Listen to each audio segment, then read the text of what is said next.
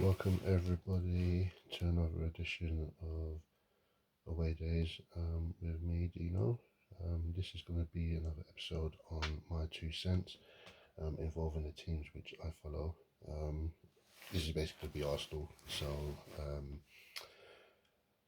this is going to be about Arsenal's last game, and I'm going to talk about their next set of fixtures coming up as well. So we'll just get into it quickly. I'm not going to be on here for too long because this game, which happened on Sunday, was pretty breathtaking. um, Incidentally, yeah, you can listen to me on my podcast as well. You're listening on the podcast right now, and if you want to see me, you can also listen on my YouTube channel as well, which is Dino, Away Days. So if you're watching, hello. So yeah, I hope you enjoy the next few minutes I'm gonna be speaking. This game was a late birthday present for me because my birthday was on the 10th of February, and when I saw the fixtures come out for this start of the season, I thought, oh, so it's a London derby, it's away at West Ham. Would be a good present if Arsenal went there and won. And obviously, with West Ham doing what they done at the Emirates, it was probably going to be quite a daunting task. I mean, I went to the game thinking, yeah, West Ham are going to give us a bit of a game. They've beaten us twice before this season, and they were on a bit of a roll, although they have been a bit up and down as of late. But I think Arsenal set the standard in this game very, very high. Went back to old ways. I think it's like they were playing a false nine in this game, and West Ham couldn't handle it. By the end of the first half, it was 4-0 up. Cut a long story short, West Ham United nil, Arsenal 6. Um, like I said, a pretty breathtaking display. A solid performance all round. Brilliant defensive display by Saliba and Gabriel, and both of them got goals themselves. Saka's been on a roll. He scored 2 more goals in this one being a penalty. Trossard, I think Trossard has now scored 3 in his last 4 games. So he's on a bit of a roll, and and obviously Declan got the goal as well, which I knew he wouldn't celebrate. I mean, bit of confusion in the midfield with Odegaard and who was going to take the shot, but Declan went in, nice little side foot in the back of the net, didn't celebrate. Very very understandable. But again, eights and just just a brilliant game. It was a brilliant game of football and a very very good performance from Arsenal.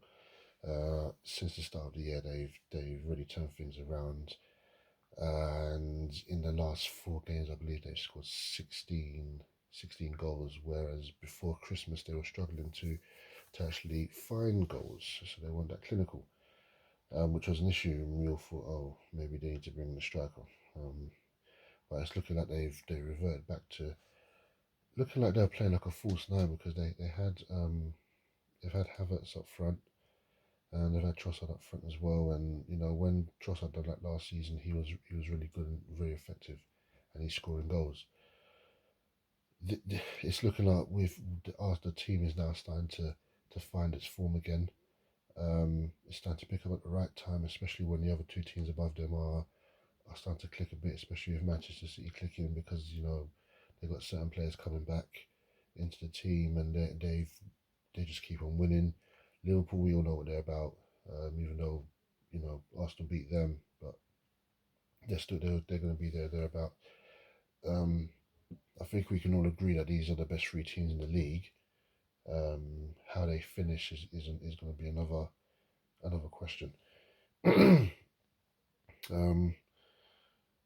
The win took so after the 6-0 win, the day before Spurs won.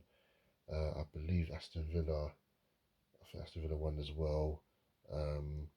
Man City, they were held by Everton for a good 60, 70 minutes until they scored their goals, and Liverpool beat Burnley. So this was literally a must-win game for Arsenal to win here against West Ham, so it was going to be a very very daunting task. But again, not only did they win, they won in very, very convincing fashion, and they won with style and with professionalism.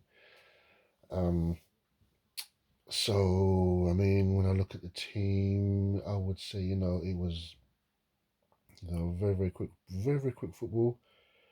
Um, West Ham just, West Ham were just chasing shadows.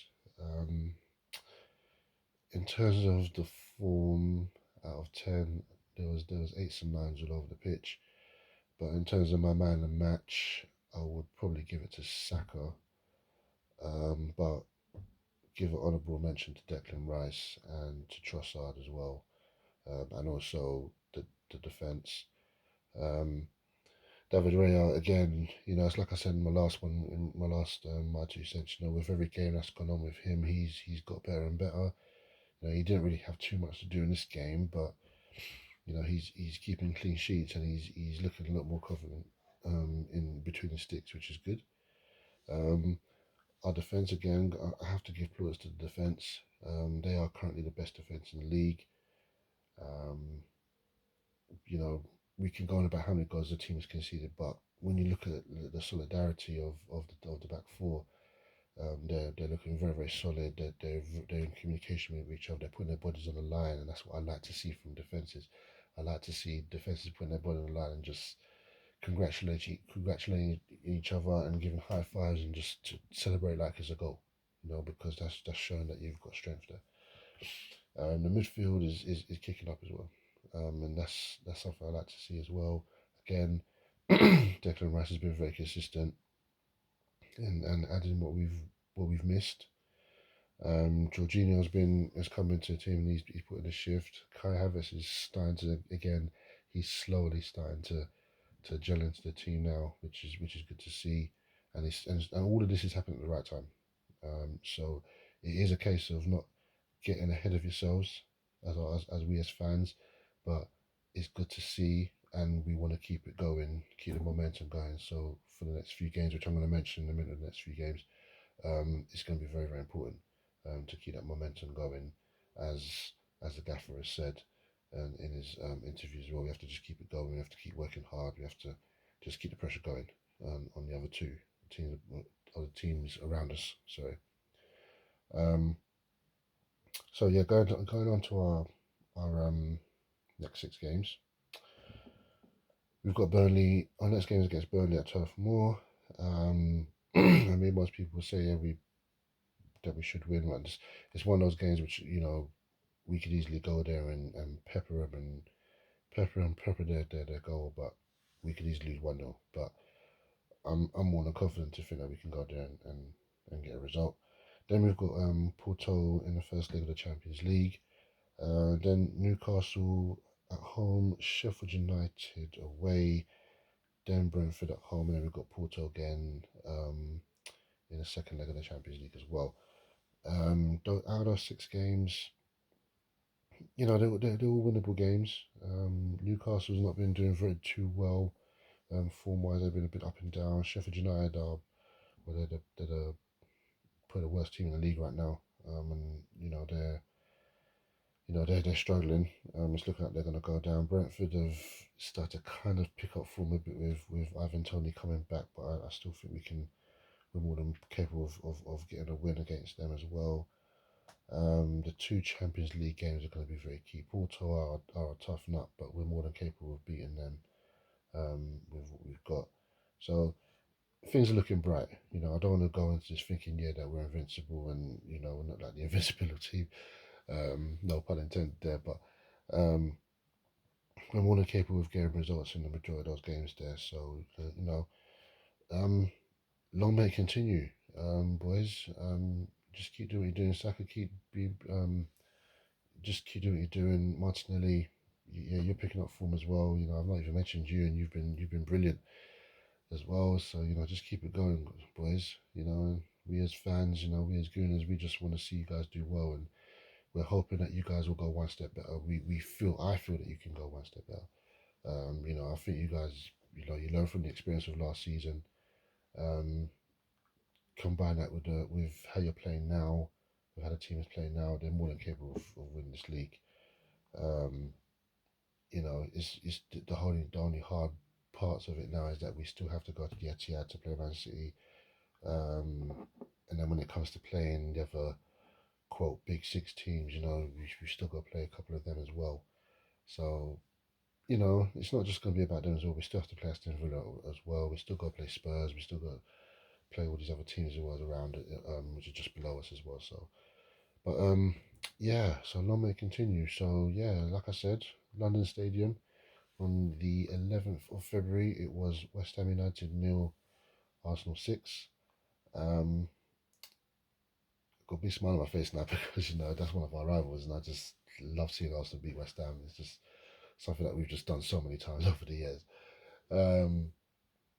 Even though they've beaten us twice this season, but it's always good to beat West Ham. It's probably the second or third best result I'd like to see after us beating Spurs and Chelsea. So long may it continue. So there you go. But guys, that was my episode of my 2 cents involving Arsenal Football Club. Keep a lookout for my next episode in regards to the weekend's games. Also, check out on my YouTube channel as well. I'm also going to be doing a short on my predictions. I'm also going to be talking about other things as well over the course of the weeks as well on my next episode. So do keep that in mind as well. I'm going to talk about the results from the Six Nations. I'm also going to talk about the Super Bowl as well, and probably talk a little bit about the mess that the WWE is in right now in regards to what's going on there. So yeah, just keep a lookout for that one when it comes up. But guys, that's me. That's my 2 cents on Arsenal Football Club, and I will see you guys on the next one. Take care. God bless.